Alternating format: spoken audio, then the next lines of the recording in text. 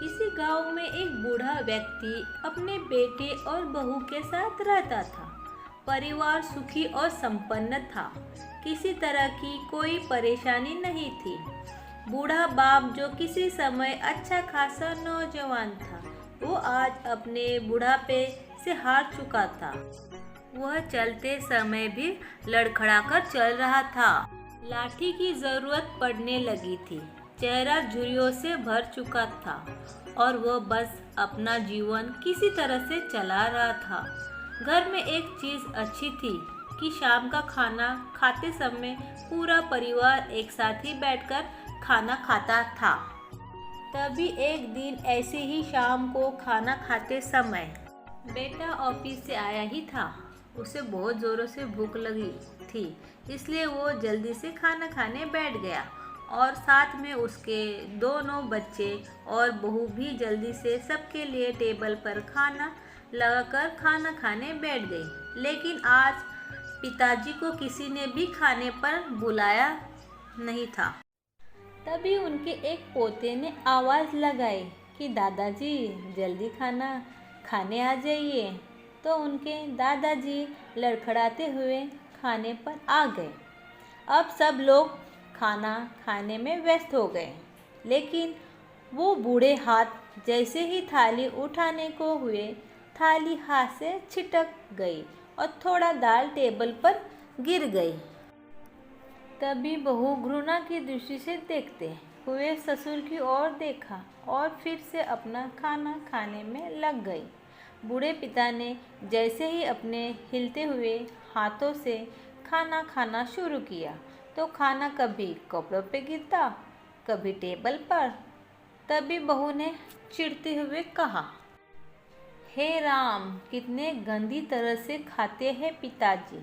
मन तो करता है इनकी थाली किसी अलग कोने में लगवा देते हैं। तभी बेटे ने अपनी पत्नी से कहा कि अगर तुम्हें इतनी ही घिन लग रही है तो ऐसा करो, कल से तुम रसोई घर में ही खाना खाना, हमारे साथ खाना खाने की कोई ज़रूरत नहीं है। यह सुनकर पत्नी को बहुत गुस्सा आ गया और वो खाना छोड़कर अपने कमरे में चली गई। इसके बाद बेटे ने अपने रुमाल से पिता के हाथ गिरी हुई दाल को पोंछने लगा और उनके मुंह को भी साफ करने लगा। यह सब देखकर पिता की आंखों में आंसू आ गए। फिर बेटे ने पिता के आंसू पोंछे और खाना खाने के बाद उन्हें उनके कमरे में छोड़ आया। इसके बाद वो अपनी पत्नी के कमरे में गया। पत्नी ने गुस्से में कहा कि अब मेरे पास क्यों आए हो? जाओ अपने पिता की ही पास, उनकी ही खातिरदारी करो। तभी पत्नी ने पति के पास जाकर एक झूठ कहा कि तुम्हें पता है, तुम्हारे घर से अभी अभी फ़ोन आया था। तुम्हारी भाभी तुम्हारे पिताजी से बड़ी बदतमीजी से बात कर रही थी और कह रही थी कि तुम्हारे पापा सबसे अलग बैठकर एक कोने में खाना खाएंगे। यह सुनते ही उसकी पत्नी बड़ी गुस्से में हो गई और कहने लगी, मेरी भाभी की इतनी हिम्मत, मेरे पापा को ऐसा कहेगी? मैं भाई से कहकर उसे ही घर से निकलवा दूंगी।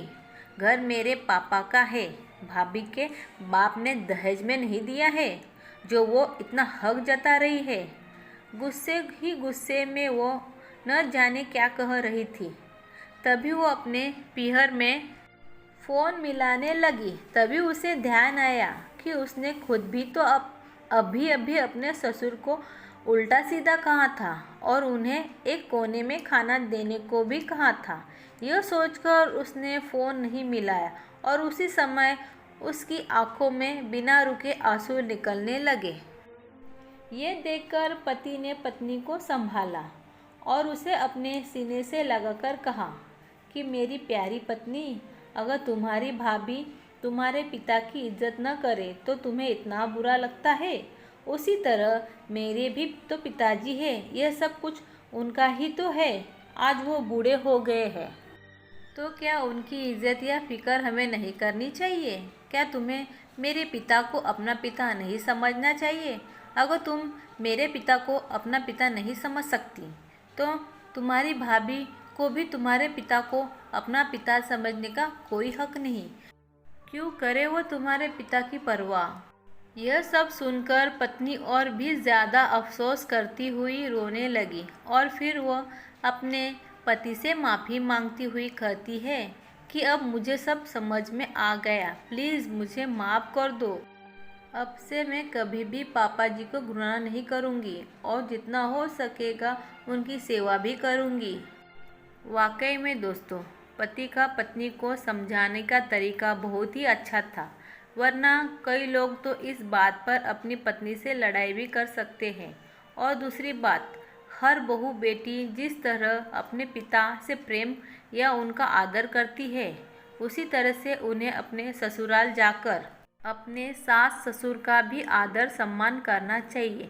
क्योंकि दोस्तों, हमारे माता पिता या घर के कोई भी बुजुर्ग हमारे लिए सबसे बड़ा धन होता है।